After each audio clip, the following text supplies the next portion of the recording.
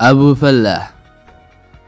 السلام عليكم. وعليكم السلام. فلا أنت وين؟ شنو هالمكان؟ سميgiisu xasan Suleymaan loona garan og yahay Abu Fallaah. إن شاء الله طيبين بشريحك. waxaanu ka dhashay qoys sabool ah waxaase ku adkaatay inuu sii wado waxbarashada dhaqaale aanu qoyskiisa haysan awgii waxaa soo wajahday caqabad waxaa isku hareereeyay xaqiiqda nolosha qadhaadh wuxuu waqtiga ku dul socdaba lana jihaado wuxuu ku soo biiray saaxadda YouTube sanadkii 2016 طول المقطع هذا لأن المفروض إنه wuxuuna u bixiyay magaca waqtigan loo garan og yahay ee Abu Fallaah jinsiyadiisa iyo halka uu ka soo jeedo haye Abu Fallaah ما جنسيتك؟ اسمه سهلة البيت يا حبيبي العيال وكادي هذا دقيقين وتحاضر كان معهن أبو فلاح من شاعية ماشي وكسو جيدو بس سؤالها نوعاس يا مركي لو يديو حواركا إن عايز المهم هين إنو شيغي جنسيده وكسو جيدو وحو كالو شيغي إنو شيغي دونا جنسيده وكسو جيدو مركي وقارو كونتون كون أو سبسكرايب maxaa tiri konton kun okay waxaan idin hayaa hadaba muuqaal uu ku hadlaya af Soomaali Soomaaliya warya waan ku jecel yahay warya wallahi waan ku jecel waa tahay marka uu soo galay YouTube-ka Abu Fallaah waxa uu ku soo galay games iyo ciyaaro xasan Suleymaan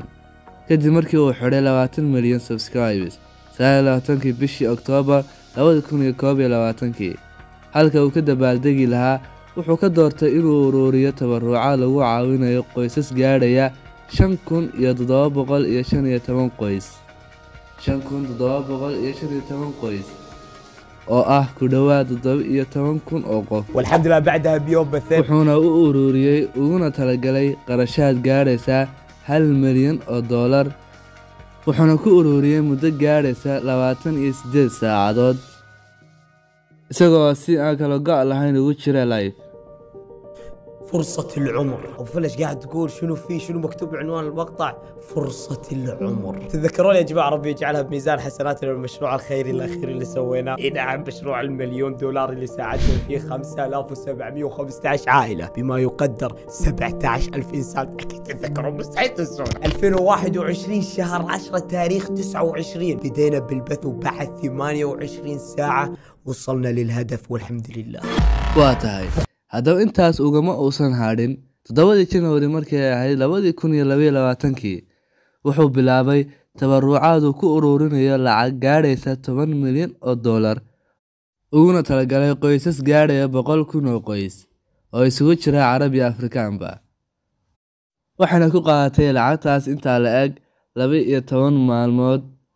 dhamaadkii live-kii ku jiray Abu Fallaah waxa la guddoonsiiyay abaalmarin record ah maadaama uu noqday qofkii ugu horeeyay ee ku jira live muddo intaas la eg Okay, now this was attempted quite recently, December 2020, and was set in China. Now, I can now reveal that you've achieved a grand total of 268 hours!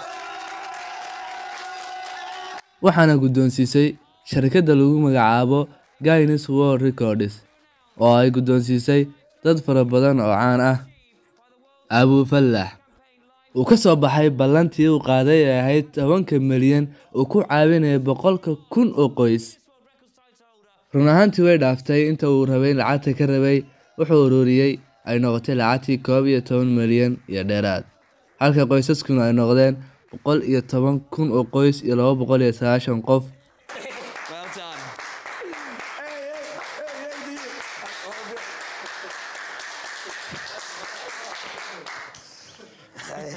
ثانك يو يا جماعه صراحه هو قال لي هالشغلتين هذه انا ما فهمت شنو هي بالضبط بس اللي انا عارفه بس ان انا عندي جائزتين من جينيس اللي انا كل مره كنت اشوفها بحياتي الاولى قلت هذه كانت بسببكم والثانيه بعد بسببكم كل ما اشوف الشغلتين هذه بحياتي راح اتذكر اللحظه العظيمه اللي ما راح انساها طول عمري انها جت بحمله انسانيه